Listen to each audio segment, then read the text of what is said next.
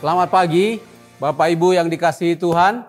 Selama hari Minggu, kita bersyukur terus mengalami penyertaan Tuhan dalam segala situasi, di setiap kondisi. Kita bersyukur bahwa kesetiaan Tuhan terus kita alami luar biasa. Ya, banyak hal yang Tuhan kerjakan di tengah-tengah situasi yang ada, dan kita percaya Tuhan akan terus meluruskan jalan-jalan hidup kita. Baik Bapak Ibu Saudara, sebelum kita bersama-sama belajar dan mendengarkan firman Tuhan, satukan hati kita berdoa. Bapa yang baik, kami bersyukur anugerah yang sempurna Tuhan sudah nyatakan, sudah berikan kepada setiap kami anak-anak-Mu, sehingga hari lepas hari menghadapi situasi pandemi yang ada, membuat kami lebih fokus kepada apa yang menjadi rancangan rencana-Mu yang luar biasa ya Tuhan. Terima kasih Bapa, nyatakan, wahyukan, singkapkan hal-hal yang mungkin selama ini belum kami pahami. Tetapi kami percaya Tuhan, sebagai Bapa yang baik, Kau akan menyingkapkan, mewahyukan, memberikan pencerahan, pengertian yang bisa kami pahami sesuai dengan keberadaan kami pribadi lepas pribadi. Terima kasih Tuhan, urapi kami semua hamba-Mu yang menyampaikan firman, dan juga bagi setiap kami, Bapak Ibu di rumah kami, di tempat kami masing-masing, Roh Allah tidak terbatas. Dalam nama Tuhan Yesus Kristus, menjamah kami semuanya, memberkati, mewahyukan firman kebenaran yang memerdekakan bagi kami semua. Dalam nama Yesus. Haleluya, sama-sama kita katakan amin. Baik, sekali lagi shalom Bapak Ibu dimanapun Bapak Ibu berada yang bergabung bersama-sama dengan kita dalam ibadah online kita pagi hari ini. Sekali lagi kita bersyukur Tuhan Bapa yang baik bagi kita semuanya, bahkan sedang mewahyukan, menyatakan hal-hal yang baru bagi kita, sehingga situasi yang ada tidak membuat kita menjadi takut, khawatir. Tetapi hari ini Tuhan terus mewahyukan kebenarannya yang jauh melampaui situasi-situasi kondisi yang ada. Baik Bapak Ibu, pada pagi hari ini saya ingin kita belajar tentang satu tema yang sebenarnya bukan baru ya. Tema ini sebenarnya cukup lama, tetapi bicara tentang Yerusalem baru, ya, ada di kitab Wahyu yang kita yakin ya semua akan disingkapkan, dinyatakan oleh Tuhan, pengertian-pengertian yang memang kita sebagai anak-anaknya harus mengerti. Ya, Dia Bapa yang baik dan tidak akan menyembunyikan, merahasiakan sesuatu yang saudara dan saya harus pahami, terutama di situasi yang tidak mudah hari-hari ini. Baik Bapak Ibu, sebelum kita bicara melihat beberapa bagian firman Tuhan tentang Yerusalem baru, saya ingin sedikit cerita juga tentang Yerusalem lama ya Bapak Ibu. Kota Yerusalem, ya tempat yang unik ya Bapak Ibu, tempat bersejarah, tempat yang luar biasa menurut saya. Ya, ada sejarah panjang tentang kota ini ya. Yerusalem adalah ibu kota dari Israel yang sempat ada di Tel Aviv, tetapi hari ini kembali ke Yerusalem. Ya, pusat penyembahan orang Yahudi, juga Muslim, saudara kita dari Muslim, karena ada masjid juga di tembok Yerusalem di sana, dan juga jadi tempat pusat penyembahan bagi orang-orang Kristen. Sekalipun di Yerusalem orang-orang Kristen termasuk golongan yang minoritas, tetapi sekali lagi kita percaya bahwa Yerusalem adalah tempat di mana Yesus pernah melayani di sana. Ya, 2000 tahun yang lalu Dia pernah ada di sana melayani bersama-sama dengan murid-muridnya. Yerusalem juga dipercaya sebagai Bukit Moria, ya Bapak Ibu, tempat di mana Ishak dipersembahkan ya oleh Abraham, sehingga tempat itu menjadi tempat yang sangat berharga, sangat berarti ya bagi orang Yahudi dan juga bagi kita orang-orang yang percaya kepada firman Tuhan. Yerusalem juga sering disebut City of Peace, ya, kota damai. Ya, berkali-kali tembok Yerusalem, kota ini dihancurkan. Ya, menjadi rebutan di antara bangsa-bangsa. Dan orang-orang Yahudi percaya, ya, ada tembok yang tersisa dari beberapa kali kota itu. Tembok Yerusalem berusaha dihancurkan, tetapi ada sedikit yang orang Yahudi percaya, namanya tembok ratapan, adalah tembok yang asli.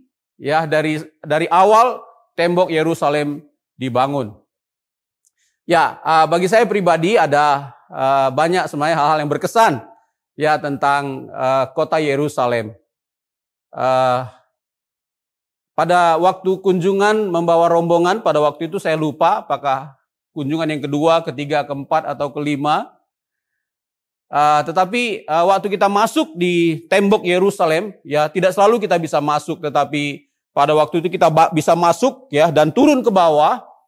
Nah, di bawah itu tour guide kita memberikan informasi, ya ada batu-batu ya persis di bawah batu tembok ratapan ya di bawah permukaan.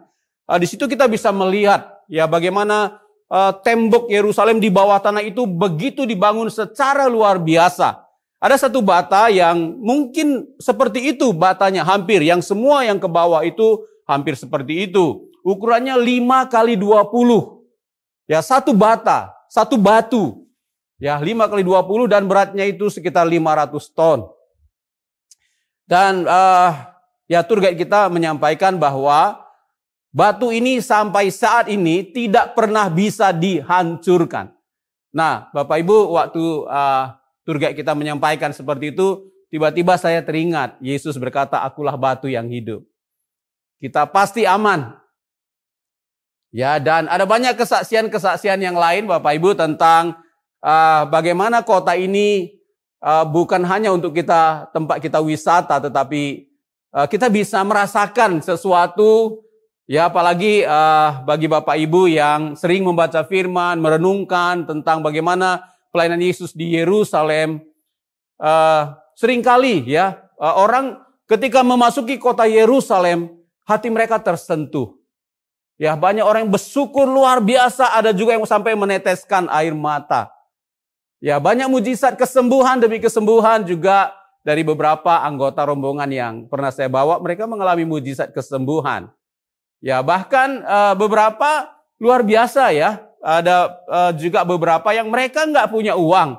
Jadi dari segi keuangan mereka nggak mungkin bisa sampai ke sana. Tetapi mereka percaya, mereka berani berkata-kata bahwa satu saat nanti saya akan sampai ke Yerusalem. Dan benar, ya bukan hanya satu, tetapi ada 2, 3, 4, 5 orang, mereka bercerita saya nggak punya uang. Tetapi ketika mereka dengan iman terus memperkatakan satu saat nanti saya akan sampai di Yerusalem. Dan secara ajaib, secara luar biasa, mujizat yang ajaib, ada orang yang memberikan tiket untuk orang-orang tersebut. Ya, nggak punya uang, bukan hanya tiket. Bahkan beberapa dikasih sampai uang saku. Ya, Bapak Ibu, itu sedikit tentang hal-hal yang saya alami, saya lihat tentang betapa kota ini menjadi sangat berarti. Ya, kota lama ya, Yerusalem, Bapak Ibu. Bukan Yerusalem yang baru yang kita mau belajar, tetapi sekali lagi saya sangat bersyukur Bapak Ibu. Nggak pernah terpikir bahwa sampai ke Yerusalem saya akan sampai ke sana, tetapi ya tidak sadar ternyata saya sudah 9 kali ke sana ya, dan itu anugerah yang sangat saya syukuri Bapak Ibu bisa melihat kota itu. Nah, baik Bapak Ibu, kita coba akan melihat tentang Yerusalem baru yang kita mau pelajari ya, beberapa bagian dalam firman Tuhan. Sebenarnya Yerusalem baru disebutkan hanya 2 kali dalam kitab Wahyu, tetapi saya percaya ada makna tersendiri yang akan Tuhan singkapkan bagi kita semuanya. Ya, sehingga kalaupun satu saat ya Bapak Ibu belum sempat ke Yerusalem, ya kota Yerusalem yang lama, ya Bapak Ibu. Tetapi Tuhan jamin, ya saudara dan saya orang-orang percaya pasti satu saat akan sampai ke Yerusalem baru. Ya, di dalam kitab Wahyu, ya saya bacakan untuk kita Bapak Ibu dari kitab Wahyu pasalnya yang ke-21 ayat 1 dan 2 ya. Saya akan bacakan beberapa ayat. Firman Tuhan berkata, langit yang baru dan bumi yang baru. Lalu aku melihat langit yang baru dan bumi yang baru. Sebab langit yang pertama dan bumi yang pertama telah berlalu. Dan laut pun tidak ada lagi. Dan aku melihat kota yang kudus, Yerusalem yang baru, turun dari surga. Dari Allah yang berhias bagaikan pengantin perempuan yang berdandan untuk suaminya. Saya lanjutkan beberapa ayat. Lalu aku mendengar suara yang nyaring dari tahta itu berkata, lihatlah, kemah Allah ada di tengah-tengah manusia. Dan ia akan diam bersama-sama dengan mereka. Mereka akan menjadi umatnya dan ia akan menjadi Allah mereka. Dan ia akan menghapus segala air mata dari mata mereka. Dan maut tidak akan ada lagi. Tidak akan ada lagi perkabungan atau ratap tangis atau duka cita. Sebab segala sesuatu yang lama itu telah berlalu. Ia duduk di atas tahta. Ia yang duduk di atas tahta itu berkata, lihatlah, aku menjadikan segala sesuatu baru dan firman-Nya tuliskanlah. Karena segala perkataan ini adalah tepat dan benar. Firman-Nya lagi kepadaku, semuanya telah terjadi. Aku adalah Alfa dan Omega, yang awal dan yang akhir. Orang yang haus akan kuberi minum dengan cuma-cuma dari mata air kehidupan. Barang siapa menang, ia akan memperoleh semuanya itu, dan aku akan menjadi Allahnya, dan ia akan menjadi anakku. Ya, kita melihat satu gambaran apa yang Yohanes lihat, satu penglihatan tentang kota Yerusalem yang baru. Ya, sehingga beberapa kali Yohanes katakan seperti, ya bagaikan. Ya, karena memang ini hanya bisa kita pahami ya ketika Tuhan mewahyukan ya tentang Yerusalem baru. Ya, kota Tuhan, kota yang kudus. Ya, kota yang turun dari surga ya ke bumi, tempat yang Tuhan sediakan bagi setiap orang-orang percaya. Seperti yang kita baca dalam Wahyu pasal 21.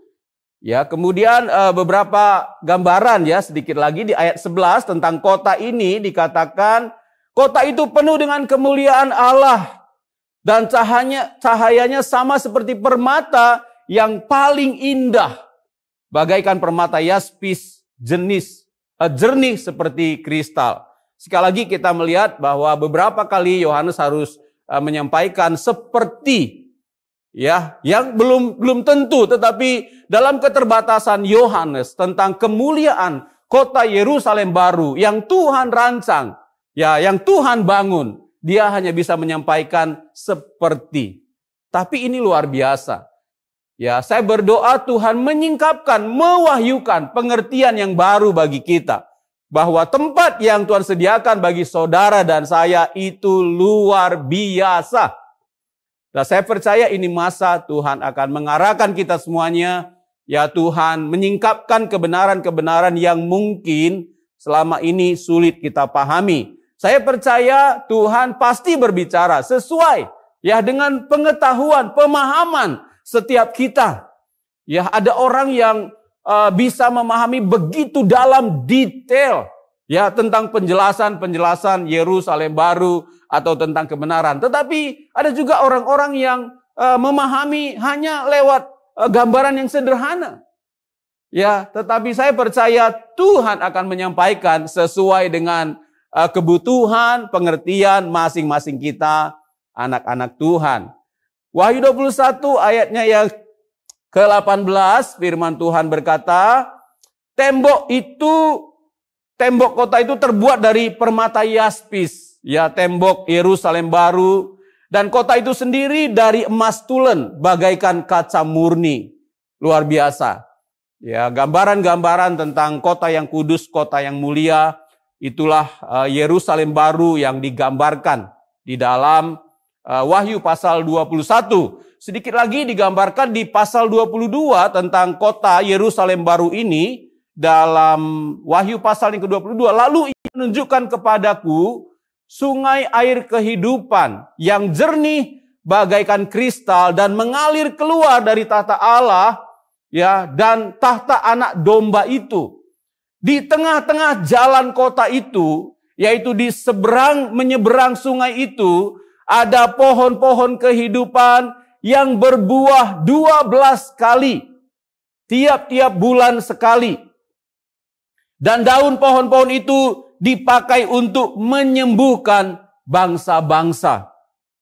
Ya, kita melihat kota yang luar biasa. Ya, tidak ada lagi sakit penyakit di sana. Ya, tidak ada lagi kematian di sana, tetapi kota yang dikatakan pohon-pohon yang berbuah setiap bulan, nggak pernah berhenti berbuahnya. Saya bisa kebayang ya Bapak Ibu, karena saya usaha dagangnya ekspor buah salak, jadi saya bisa bayangkan. Kadang-kadang di musim tertentu permintaan banyak, tapi saya nggak bisa penuhi karena tidak sedang musim. Tetapi kita melihat bagaimana kelimpahan, ya perbuatan Tuhan yang luar biasa. Bahkan dikatakan di sini daun-daun dari pohon-pohon itu dipakai untuk menyembuhkan bangsa-bangsa. Ya, kalau saat ini kita melihat apa yang sedang terjadi luar biasa ya, pahlawan-pahlawan tenaga kesehatan kita dalam menangani COVID ini. Tetapi satu yang Tuhan janjikan bagi kita yang saya percaya bisa saudara dan saya alami di saat ini. Sekalipun sepertinya belum 100% Yerusalem baru itu nyata ya di dunia ini nyata bagi umat Tuhan, tetapi saya percaya ya Tuhan bisa membuat saudara dan saya terkoneksi dengan Yerusalem baru di mana hal-hal yang baru, hal-hal yang mulia, hal-hal yang luar biasa Tuhan sediakan di sana. Daun pohon-pohon itu dipakai untuk menyembuhkan bangsa-bangsa.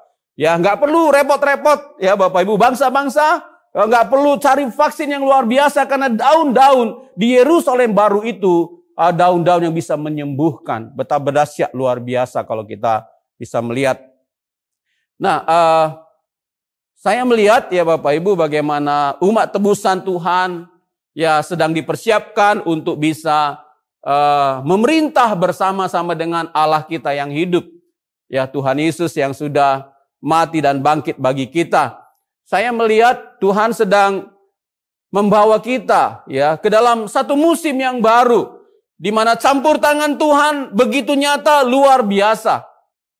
Ya bahkan di saat pandemi ya Tuhan mewahyukan firman yang tadinya mungkin kita ragu-ragu ya maksudnya apa, kita nggak ngerti kira-kira apa. Tapi justru di tengah-tengah situasi yang ada Tuhan mewahyukan kebenaran firman. Tuhan menyingkapkan, ada pencerahan yang membuat saudara dan saya, kita tidak menjadi terpuruk oleh karena pandemi ini. Tetapi kita mulai melihat ada kebangkitan demi kebangkitan terjadi bagi banyak orang. Bahkan bagi orang-orang yang belum percaya, mulai mereka mencari Tuhan. Ya, sekali lagi Bapak Ibu, kita bersyukur bahkan kerinduan pengenalan akan Tuhan meningkat drastis. Ya, di tengah-tengah situasi yang sedang kita hadapi hari ini. Musim yang baru yang Tuhan rencanakan, yang Dia siapkan dalam sedang dalam penggenapan. Ya, membawa saudara dan saya untuk bisa melihat sesuatu yang baru. Sekalipun secara mata jasmani masih tiap hari kita melihat bagaimana penanganan ini masih terus dilakukan secara luar biasa.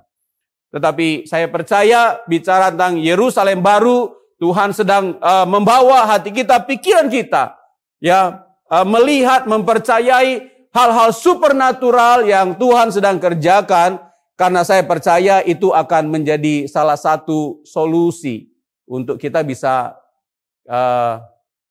mengatasi ya situasi yang ada dengan cara-cara surga yang Yohanes gambarkan dalam Yerusalem yang baru. Kemudian yang kedua ditulis dalam Wahyu pasalnya yang ketiga tentang Yerusalem baru, Wahyu pasal 3 ayat yang ke-12. Firman Tuhan berkata demikian, barang siapa menang, ia akan kujadikan soko guru di dalam bait suci Allahku.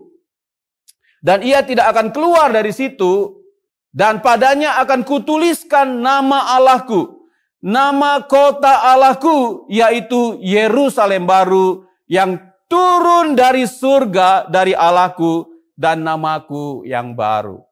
Jadi Bapak Ibu, ya berharap ya kalau situasi sudah lebih baik, saya berharap kita semua bisa berkunjung ya ke Yerusalem yang lama. Tetapi sekali lagi mari kita melihat apa yang Tuhan sediakan ya di Yerusalem yang baru, yang kita baca dalam Wahyu pasal 3 ayat 12 ini.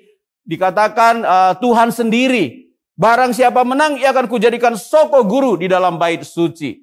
Saudara dan saya, kita percaya bersama-sama bahwa kemenangan yang kita raih dalam kehidupan kita, dalam semua area kehidupan kita, kemenangan demi kemenangan yang kita raih, itu terjadi oleh karena Yesus. Dia menyerahkan hidupnya.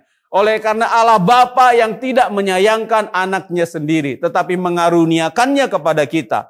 Jadi saya percaya saudara dan saya adalah orang-orang yang menang, bahkan lebih daripada pemenang. Sesuai dengan apa yang Wahyu pasal 3 ayat 12 katakan. Barang siapa menang, ia akan kujadikan soko guru dalam bait suci. Ya Tuhan sendiri, Yesus sendiri yang menetapkan saudara dan saya lebih daripada pemenang. Sehingga Yerusalem baru adalah bagian kita semua orang-orang yang ditebus oleh Yesus Kristus. Saya mundur beberapa ayat, Bapak Ibu, di ayat yang ke-8 Wahyu pasal 3 ini dikatakan demikian.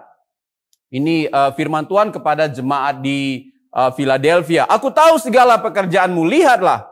Aku telah membuka pintu bagimu yang tidak dapat ditutup oleh seorang pun. Aku tahu bahwa kekuatanmu tidak seberapa.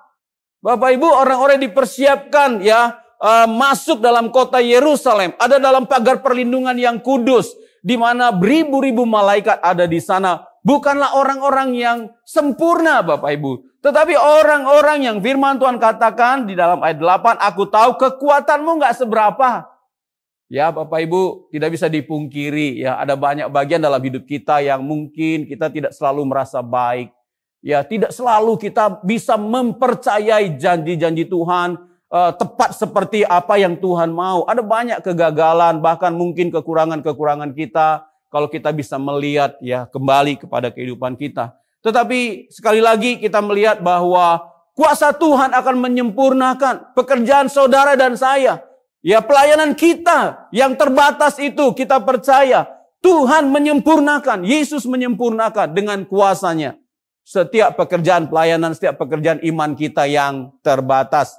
Itu alasan Bapak Ibu yang akan membuat kita semua mengalami pertolongan Tuhan yang tidak terbatas ya bagi kita semuanya. Kemudian di ayat 10 dikatakan, karena engkau menuruti firman-Ku untuk tekun menantikan aku, maka aku pun akan melindungi engkau dari hari pencobaan yang akan datang atas seluruh dunia untuk mencobai mereka yang diam di bumi. Yerusalem baru adalah tempat perlindungan yang luar biasa, yang sempurna, yang Tuhan jamin bahwa saudara dan saya, kita tetap ada di area yang aman.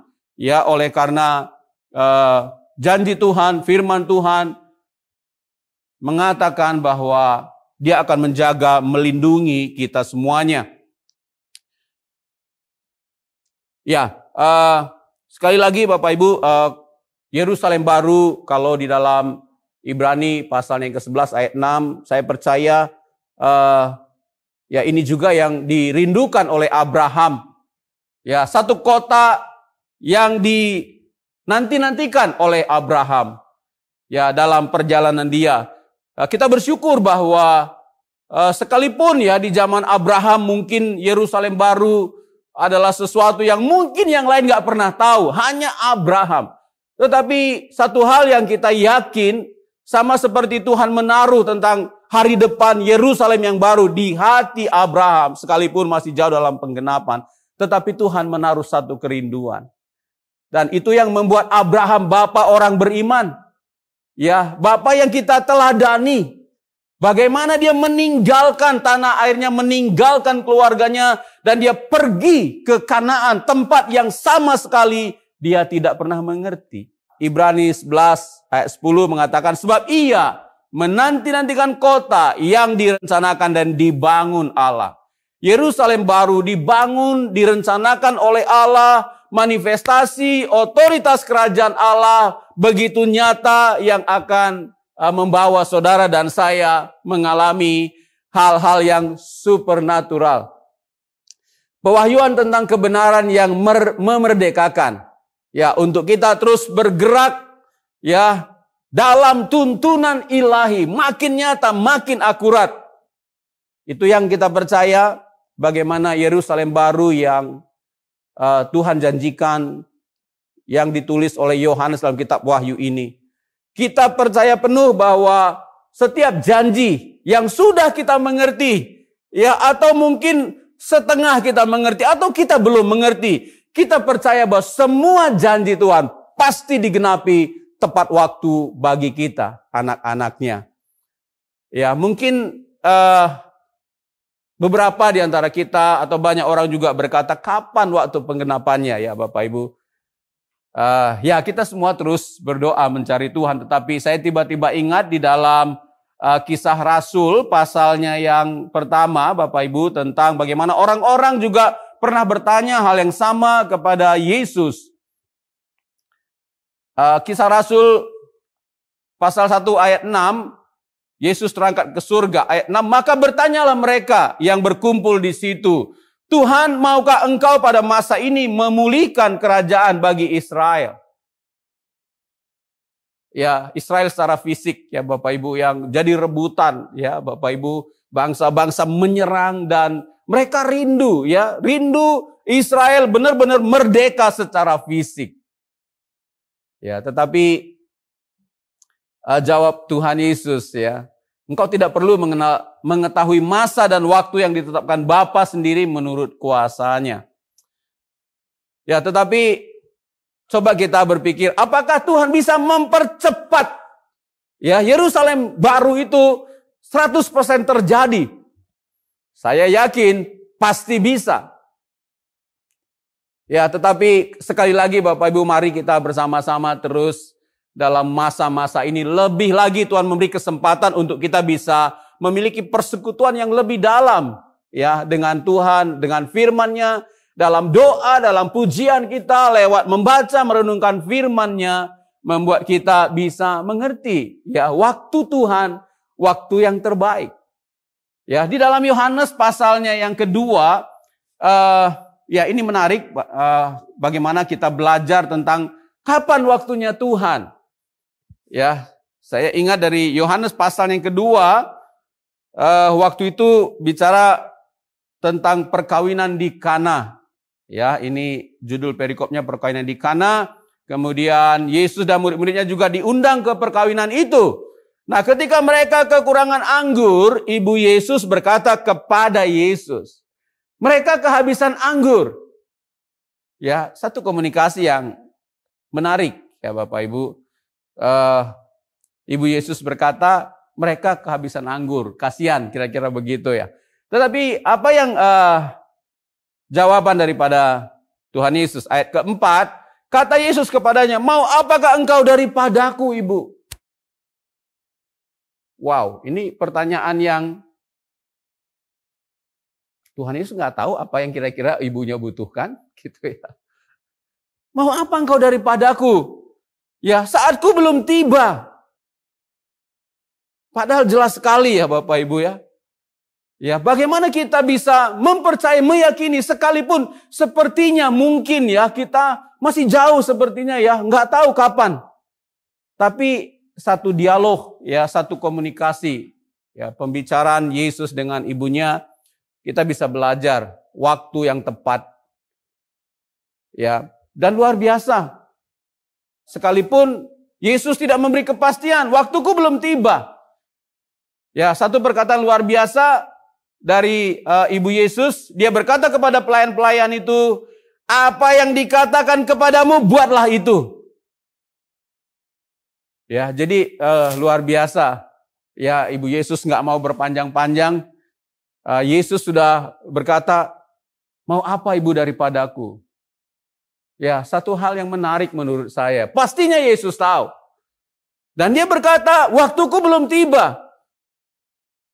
Ya, saatnya belum tiba. Mau apa engkau daripadaku? Mungkin masih lama. Pandemi ini akan masih lama. Mau apa?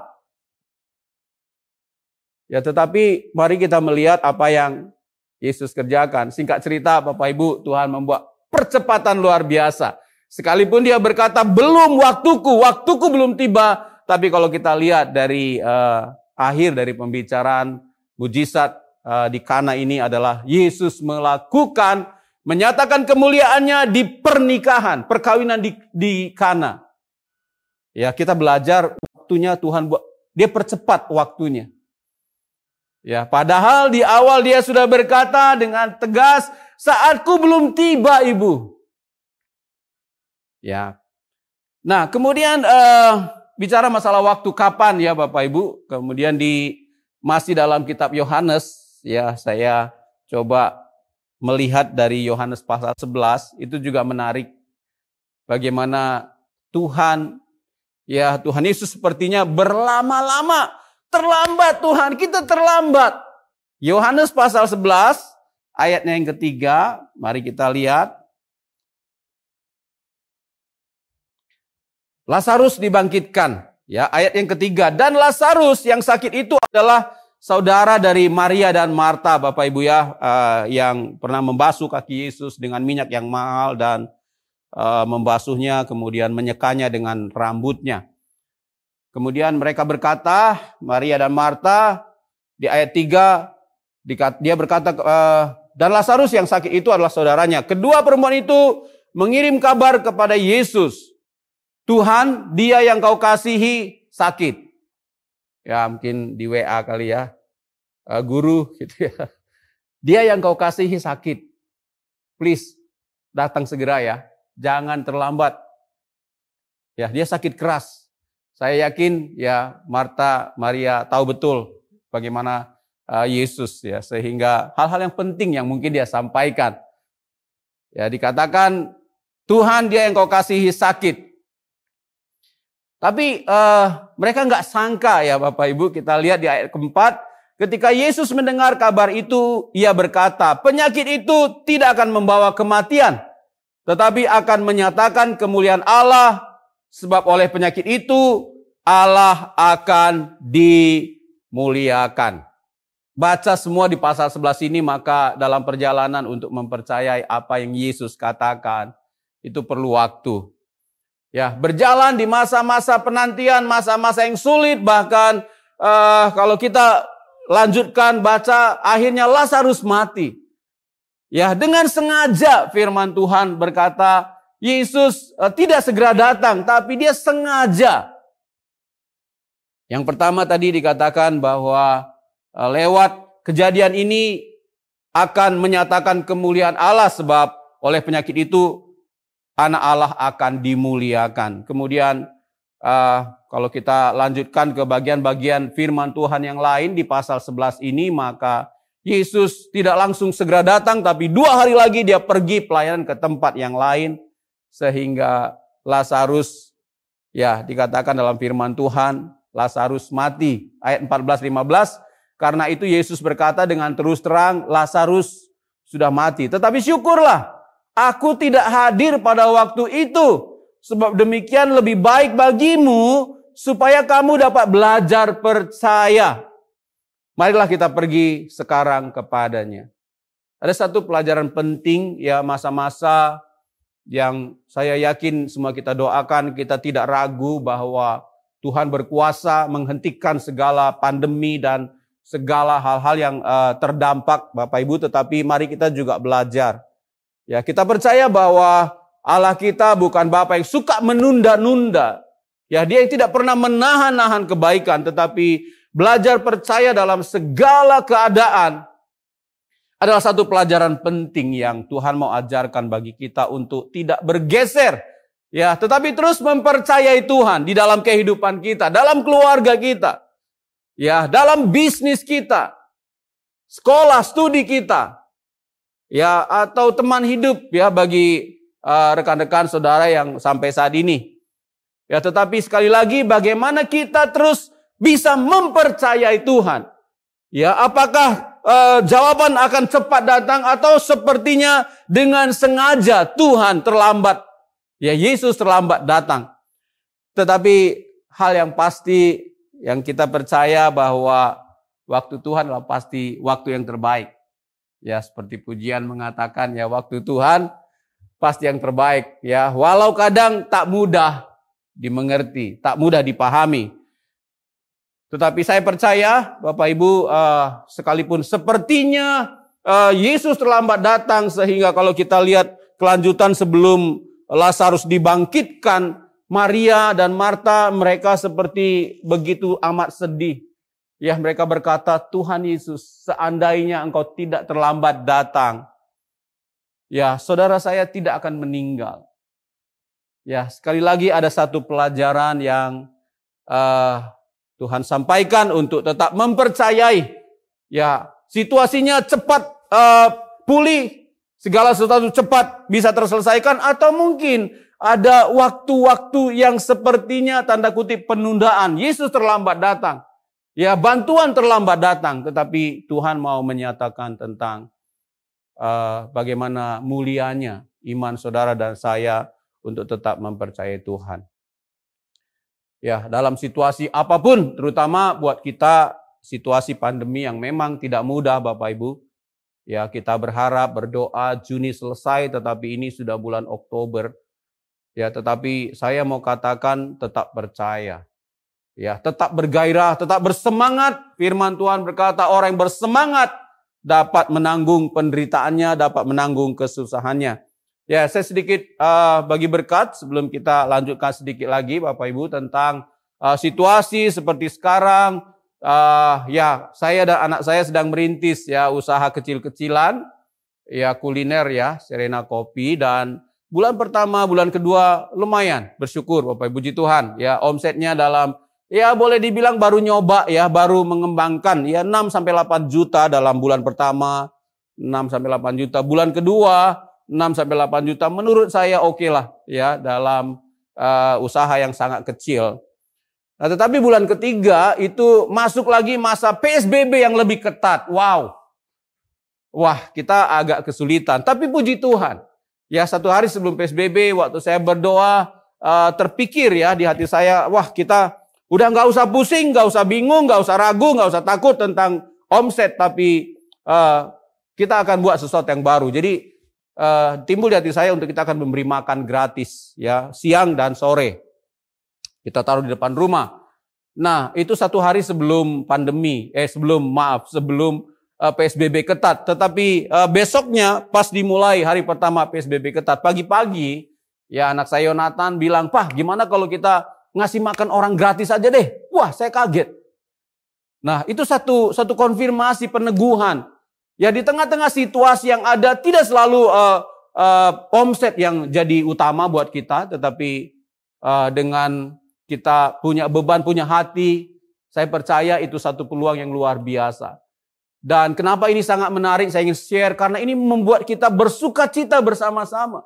Kita bisa memberi dalam situasi, kondisi seperti ini, dan tiap hari sampai hari ini, ya 10, 15, kadang sampai 20 bungkus, ya 20 nasi gratis, nasi berkah, nasi gratis kita taruh di depan rumah. Dan ada banyak pembelajaran ya, ada banyak pembelajaran, lihat bagaimana orang lewat, ya, kemudian ambil, ada yang sudah ambil, kemudian dia balikin lagi. Mungkin dia pikir ada orang yang lebih membutuhkan dari saya gitu ya. Sehingga banyak kita belajar ya. Tetapi sekali lagi itu membuat kita bersuka cita luar biasa. Ya, Yonatan semangat. Dia pagi bangun kemudian jam setengah 12 atau jam 11 udah kita siap-siap. Ya, kami semua siap-siap, usahakan untuk taruh meja, kemudian siap-siapkan makanannya, dan ada aqua dan satu kantong plastik lengkap makan dan minuman. Dan itu pengalaman yang luar biasa. Ya, di masa-masa yang kita nggak pernah kepikir. Dan itu jadi satu kesukaan. Ya, nggak khawatir dengan omset. Kita tetap aja jalan. Ya, kita tetap buka ya, take away only ya, nggak bisa di situ. Tapi sekali lagi ini menjadi satu sukacita yang besar buat kita. Kemudian yang kedua juga ya nggak pernah kita bisa ngapain lagi ya untuk ekspor salak kita, usaha kita, karena situasinya memang nggak ada pesawat yang terbang. Ya, tapi bersyukur ya. Terus memperkatakan Tuhan Kau ajaib. Ya, kita terus perkatakan janji Tuhan. Ya, penerbangan dimulai dibuka kembali. Ya, belum juga, tapi puji Tuhan. Ya, beberapa kali ternyata ada pesawat charter. Dan akhirnya minggu lalu saya berpikir ya, gimana caranya? Ya, saya kontak orang Garuda dan akhirnya kita ketemu ya. Ya, pertemuannya sih biasa aja ya. Ya, saya bilang, mau apa Pak? Ya mau charter pesawat Pak. Ya Bapak Ibu, satu hal yang saya tenang aja ya, rasanya biasa aja gitulah ya. Kayak mungkin charter bus saja.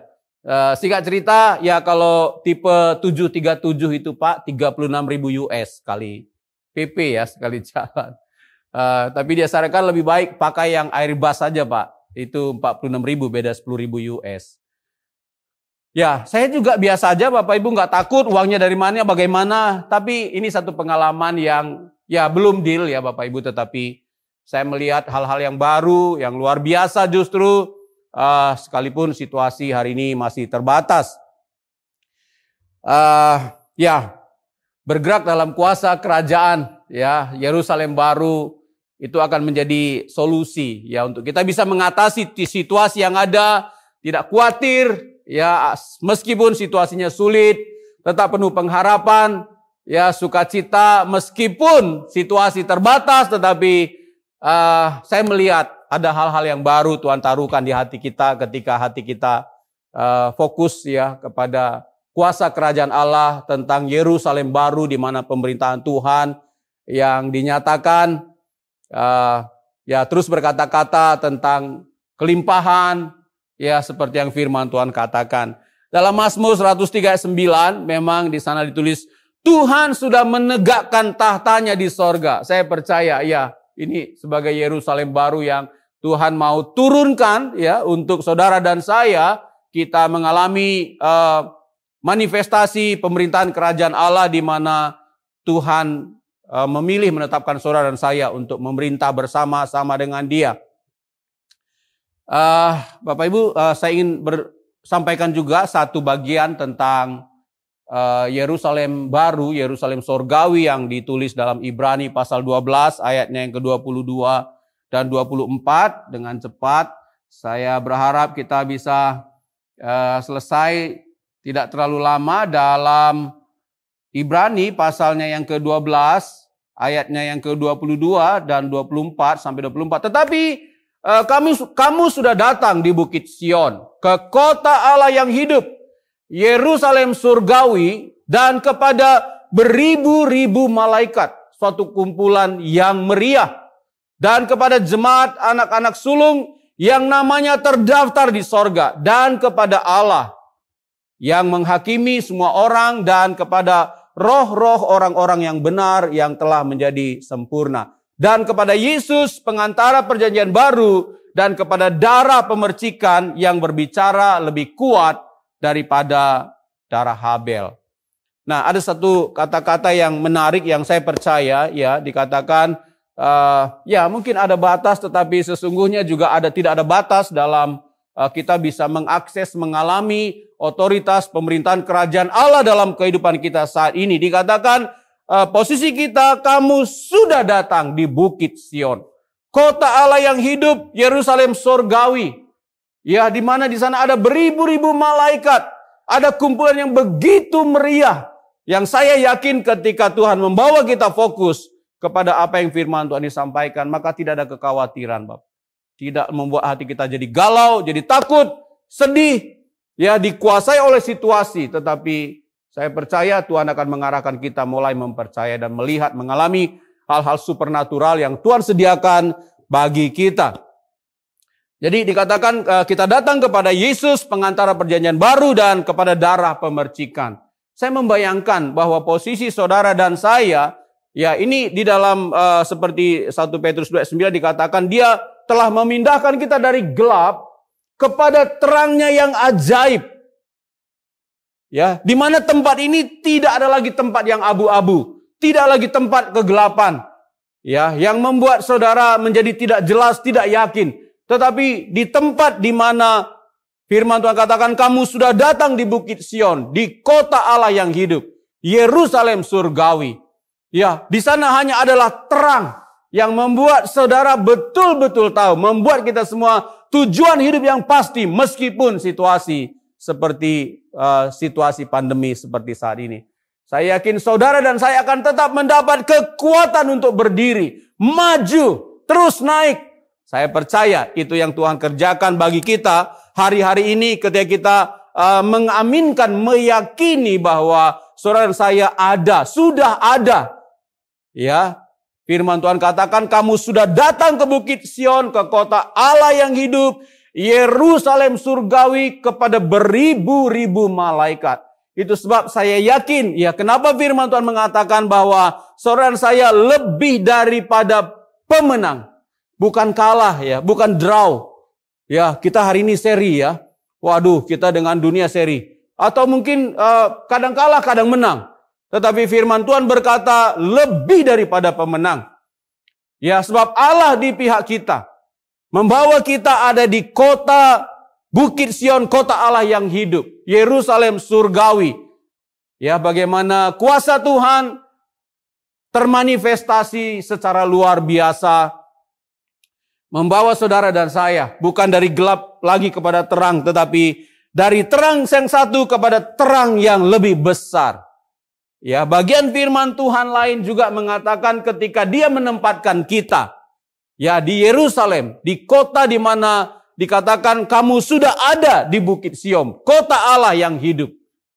Ya, di dalam 2 Korintus pasal 3 ayat 18 dikatakan dia membawa kita dari satu kemuliaan kepada kemuliaan yang lebih besar. Ya, bukan dari kehinaan lagi tetapi dia menempatkan kita dalam satu kemuliaan kepada kemuliaan yang lebih besar.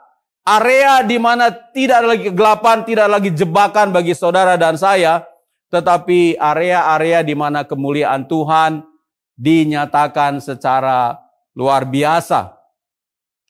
Ya, juga saya percaya bahwa di tempat itu, ya Bapak Ibu, di tempat di mana Ibrani 12 dikatakan bahwa saudara dan saya sudah ada di Bukit Sion, kota Allah yang hidup, Yerusalem surgawi. Ya, Tuhan membawa kita bukan lagi dari kekurangan, ya pas-pasan, ya kemudian baru ya lumayan ya ada berkat. Tetapi saya percaya bahwa Tuhan sedang membawa saudara dari kelimpahan yang satu kepada kelimpahan yang lain. Ya, itu sebab firman Tuhan berkata, Yesus datang supaya saudara dan saya, kita semua beroleh hidup dan hidup dalam segala kelimpahan. Ya, sekali lagi Bapak Ibu, mari kita bersama-sama mulai terbuka wawasan hati kita, iman kita, bagaimana Tuhan membawa kita, menetapkan kita di satu area di mana kelimpahan demi kelimpahan, apapun yang kau perbuat akan berhasil. Ada hal-hal yang baru yang Tuhan sediakan untuk semua yang saudara dan saya perlukan. Ya, mungkin Bapak Ibu yang terdampak usahanya, mari bersama-sama kita berkata bahwa keberhasilan demi keberhasilan yang baru Tuhan sediakan bagi kita semuanya. Bahkan mungkin hal-hal yang tidak terpikirkan. Saya percaya selalu ada cara Tuhan yang tidak terbatas untuk membawa saudara dan saya mengalami hal-hal yang baru yang Tuhan sediakan, yang Tuhan sebutkan di Yerusalem yang baru, di mana tidak ada lagi sakit penyakit di sana, tidak ada lagi kerugian di sana, tidak ada lagi penderitaan di sana, tetapi yang ada adalah kuasa kerajaan Tuhan berdaulat sepenuhnya, sehingga perasaan kita, pikiran kita tidak diombang-ambingkan, bukan karena situasional, tetapi saudara dan saya akan tetap berdiri, ya, berjalan dari satu kemenangan kepada kemenangan yang lain, dari satu kelimpahan kepada kelimpahan yang lain, dari satu kemuliaan kepada kemuliaan yang lain. Nah, Bapak Ibu, ada secara singkat saya ingin sampaikan, ada 3 hal yang ingin saya sampaikan bagaimana kita bisa tetap terkoneksi. Ya, ada di area di mana Yerusalem baru diwahyukan, kemudian kita bisa meyakini bahwa kita tetap ada dalam otoritas pemerintahan area kerajaan Allah yang luar biasa. ya di mana situasi pandemi dan hal-hal yang lain tidak bisa menggoyahkan saudara dan saya. Ada 3 hal yang dengan cepat saya ingin sampaikan. Yang pertama, Bapak Ibu, apa yang kita harus lakukan? Yang pertama, Matius 6 ayat 33. Ya, cari dahulu kerajaan Allah dan kebenarannya, maka semuanya akan ditambahkan kepadamu. Prioritas hidup kita tidak berubah. Ya, situasi seperti sekarang, bahkan saya percaya situasi ini sedang merubah. Ya, ada banyak agenda-agenda kita, cara-cara kita mengelola, memanfaatkan waktu kita untuk kita bisa benar-benar prioritaskan apa yang terpenting dalam hidup kita. Bukan bisnis kita. Ya, bukan yang lain. Ya, tetapi hal yang Tuhan tetapkan bagi kita, ya bisa jadi bisnis, tetapi bisnis yang terkoneksi dengan kerajaan surga, dengan rencana Tuhan, saya percaya akan tetap booming, ya akan tetap meningkat ketika saudara dan saya, kita belajar bersama-sama tetap memprioritaskan kerajaan dan kebenaran. Kerajaan bicara tentang memberi kesempatan Tuhan sebagai Engkau adalah Raja, berkuasa atas semuanya. Ya, di mana tidak ada area kekhawatiran, ketakutan tentang hidup dan masa depan kita. Ya, ketika kita menyerahkan, memberikan Tuhan, Engkau Raja, berkuasa, berdaulat atas hidup dan hari depan saya, menghadapi hari-hari saya. Saya percaya Engkau Raja yang luar biasa. Aku tidak pernah kekurangan, aku tidak takut. Bicara tentang kebenaran, ya. Beberapa bagian firman Tuhan yang lain di dalam Yohanes pasal 8 pernah disampaikan kata Yesus kepada orang-orang Yahudi yang percaya. Ya, jikalau engkau tetap dalam firman-Ku, maka engkau benar-benar adalah murid-Ku. Ya, dan kebenaran itu akan memerdekakan dan engkau akan mengerti, mengetahui kebenaran dan kebenaran itu akan memerdekakan engkau. Nah, saya melihat ya Bapak Ibu, saya percaya hari-hari ini Tuhan sedang mewahyukan, membuat saudara dan saya mengerti kebenaran. Situasi bisa terbatas, oke. Ya, pekerjaan kita mungkin kita bisa terdampak. Tetapi kalau kita mengerti kebenaran, saudara tidak akan pernah lari dari Tuhan. Saudara tidak pernah menjadi lemah. Mungkin saja ya saudara disediakan pekerjaan yang lebih besar. Saya bersyukur ada satu jemaat kami, jemaat kita di Timur 1, itu tiba-tiba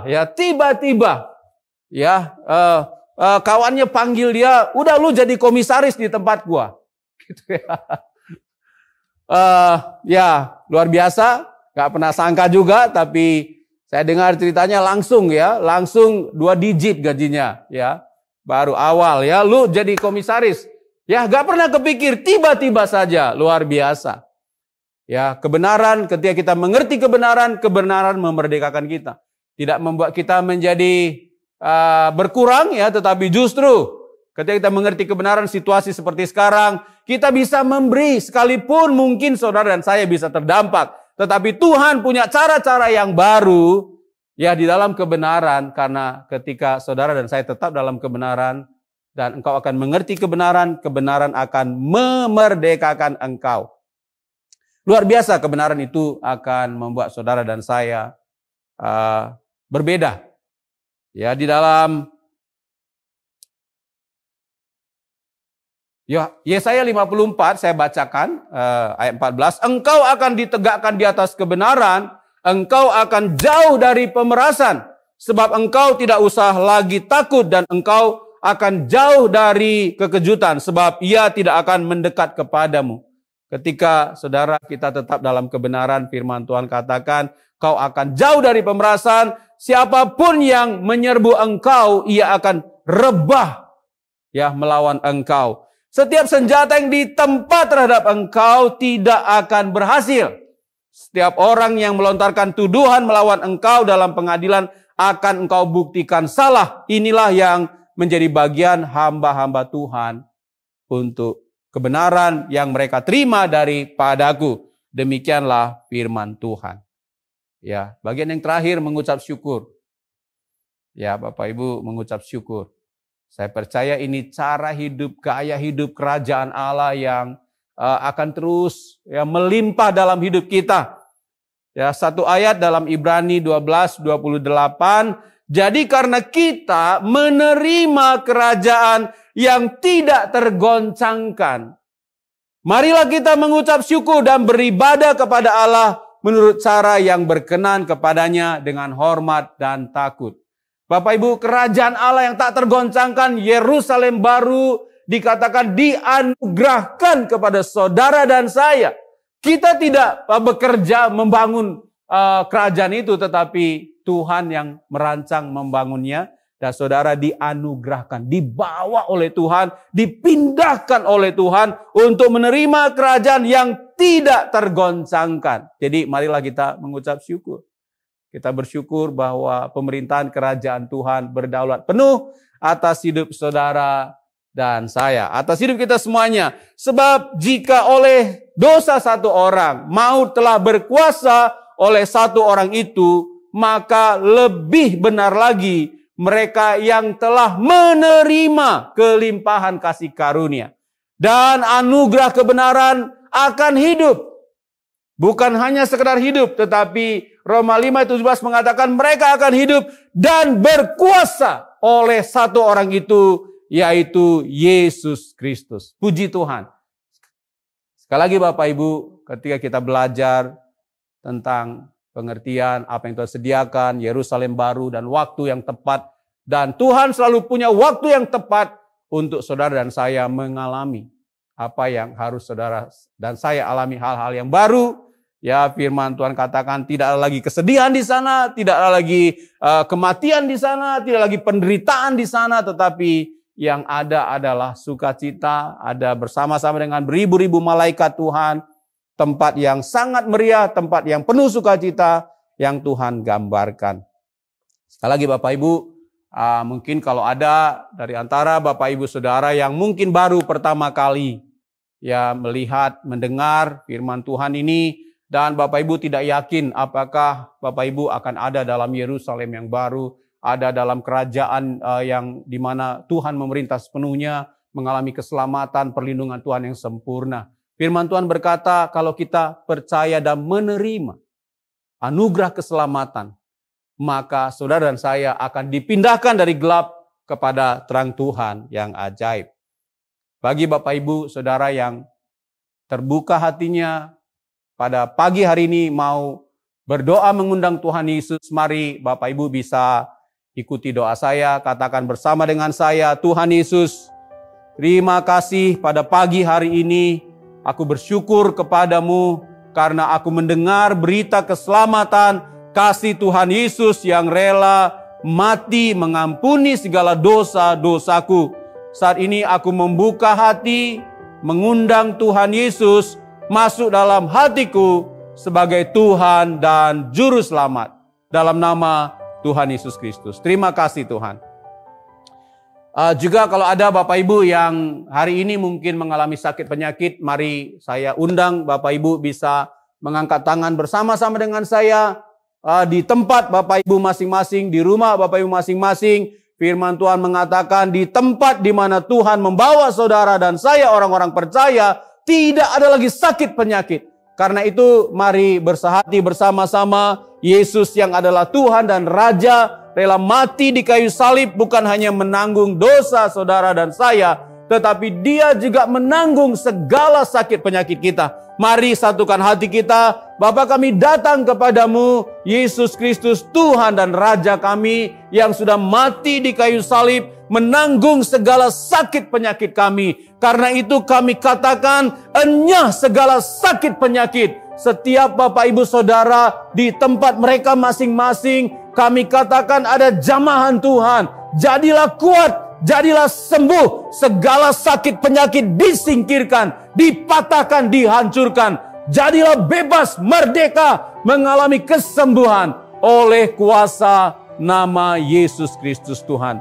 Terima kasih Tuhan, kami bersyukur kepadamu. Mujizat kesembuhan nyata dan tidak pernah berhenti. Kami melihat mujizat kesembuhan dialami oleh banyak orang dan orang-orang yang mungkin masih dalam perawatan, dan setiap kami yang pada saat ini bersama-sama berdoa kesembuhan nyata saat ini juga dalam nama Tuhan Yesus Kristus. Terima kasih Bapak. Mari Bapak Ibu Saudara arahkan hati kita, kita akhiri ibadah kita. Bapak, kami bersyukur. Datanglah kerajaan-Mu, jadilah kehendak-Mu di bumi seperti di surga. Kami percaya Tuhan, oleh karena kasih karunia Allah, kami ada saat ini di kota yang baru, Yerusalem surgawi, di Bukit Sion, di mana beribu-ribu malaikat, tempat yang penuh dengan sukacita. Ada Yesus di sana, ada darah Yesus, pemercikan darah yang lebih kuat dari darah Habel. Kami bersyukur tempat yang Kau anugerahkan bagi kami untuk tetap mengalami pemeliharaan, pertolongan Tuhan. Apapun situasi yang sedang terjadi, kami melepaskan berkat atas pemerintahan kami. Kami katakan sejahtera atas Indonesia, sejahtera atas kota Jakarta di mana kami ada. Kami percaya Tuhan, berkat-Mu, perkenanan-Mu dinyatakan atas kota dan bangsa kami. Keselamatan daripada-Mu tercurah atas bangsa kami, bahkan atas bangsa-bangsa. Terima kasih Bapa, terima kasih Tuhan Yesus. Tuhan yang memberkati Engkau, Tuhan yang melindungi Engkau. Tuhan menyinari Engkau dengan wajah-Nya dan memberikan Engkau kasih karunia. Tuhan menghadapkan wajah-Nya kepadamu dan memberikan Engkau damai sejahtera.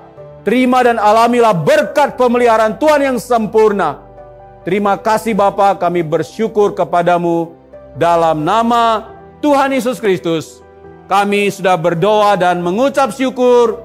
Haleluya, sama-sama kita katakan amin. Bagi Bapak Ibu, Saudara yang baru pertama mengundang Yesus secara pribadi dalam hati Bapak Ibu, dan Bapak Ibu ingin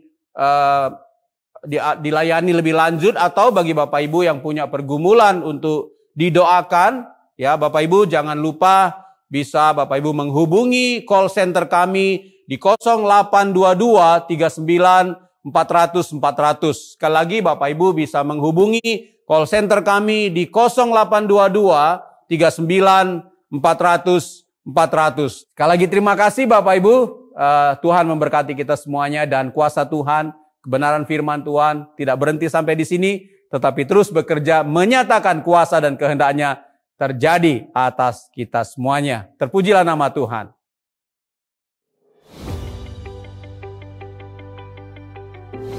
Kita punya otoritas.